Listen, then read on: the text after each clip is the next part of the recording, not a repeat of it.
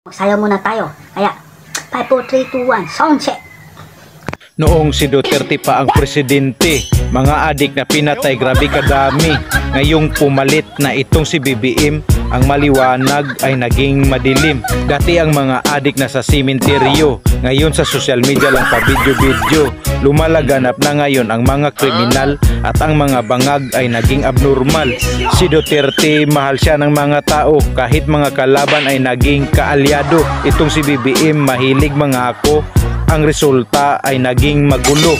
Grabe kamahal ang mga bilihin, hindi bumaba kahit na anong gawin. Ang presyo ng bigas ay lalong tumaas, kasalanan ito ng mga mambabatas. Bago ko tapusin ang aking kanta, ako si Tans kung hindi mo kilala. Tans Production Films ang aking Facebook, pati na ang YouTube at ang aking TikTok. Noong si Duterte ay naging pangulo, ang ating sahod ay naging dublado. Ngayong si BBM na ang nakaupo, ang mga budget ay biglang naglaho.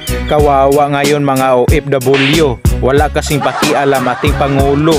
Ganyan talaga ang katotohanan, mga nangyayari dito sa ating bayan. Merong matanda, siya ay nagkasakit, pumuntang hospital kung saan malapit.